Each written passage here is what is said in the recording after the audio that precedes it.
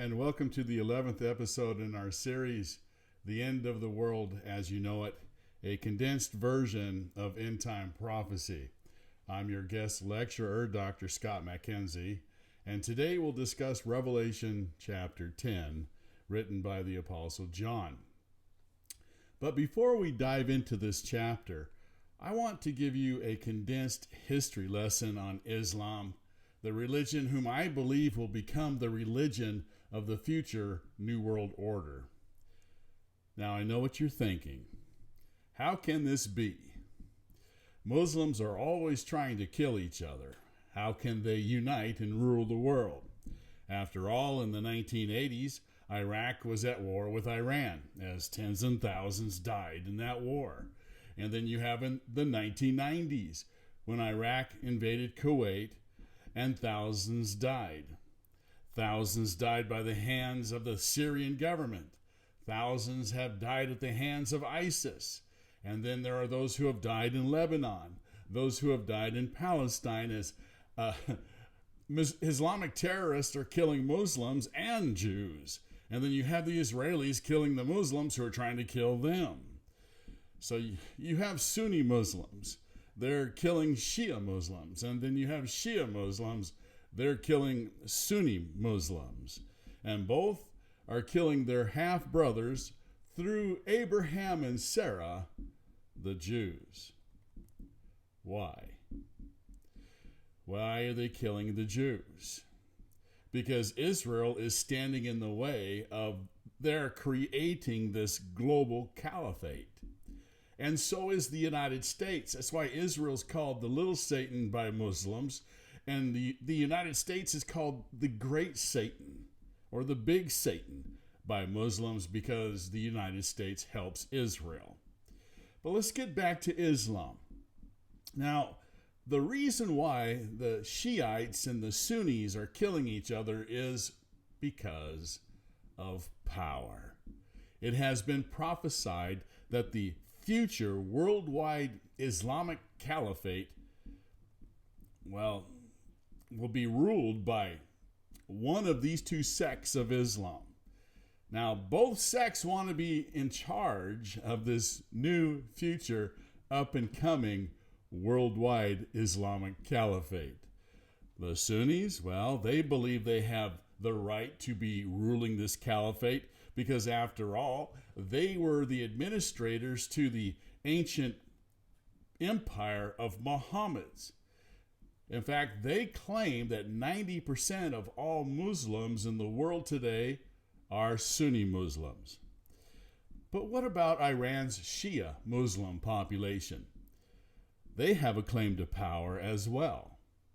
When Muhammad died 600 years after Jesus died on the cross and rose again 3 days later, his cousin fought for the right to inherit his empire, claiming Muhammad's dynasty should be passed down to one of his relatives. Therefore, those who believe in this claim to power call themselves Shiites, whom, by the way, lost their bid for power. Yet the struggle continues today as Iran, full of Shiite Muslims, builds nuclear weapons, hoping to force the Sunni Muslim populations to submit or be nuked, which will also make possible, according to their prophecies, the return of the hidden Imam, the 12th Imam, who will unite both Shia and Sunni Muslims as he rules a new world caliphate. But what about that hidden Imam, the 12th Imam, who will make this all become a reality? Is he alive today? I personally think he is alive today. And he is a political genius. Anyone who can unite Islam and the world would have to be a political genius. I have an idea who this politician is. I'm not going to tell you, but what I will say is he's living in the United States. Does he believe in the 12th Imam prophecy? I don't know. But from what I've read about this individual and from what I've seen, I believe he is Muslim, though he tries to hide the fact.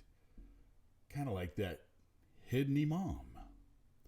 And so with that said, let's take a look at chapter 10 in the book of Revelation, where the New World Government may be led by the 12th Imam, who's unified all of Islam, while at the same time subduing the nations to create this new global government, has faced judgment after judgment by the hand of Jehovah Jesus. Yet, after the sixth trumpet judgment takes place, you're taken away from the horror of those 200 million demonic riders to a peaceful place, as an angel, maybe the Archangel Michael, arrives, and in his hand he has a book. And when he speaks, John hears 7 thunders roar their reply, a reply that John was told not to record. And so for over 30 years, I've wondered what those 7 thunders said when they roared.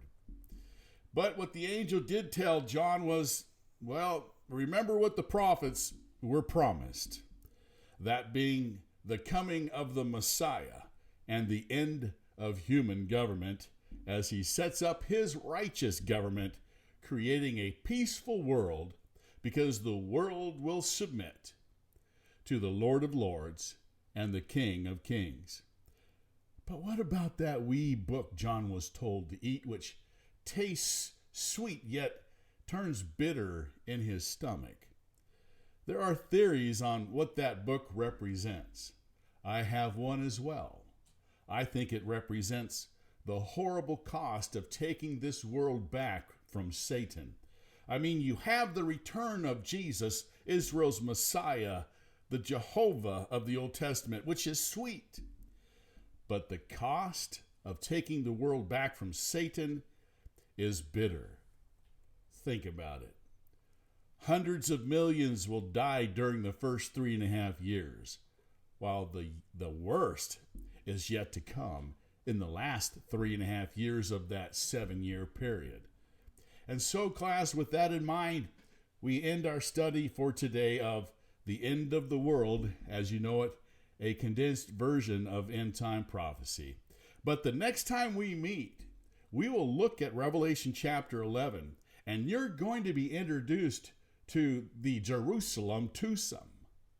Until then, remember what Jesus said. Let not your heart be troubled.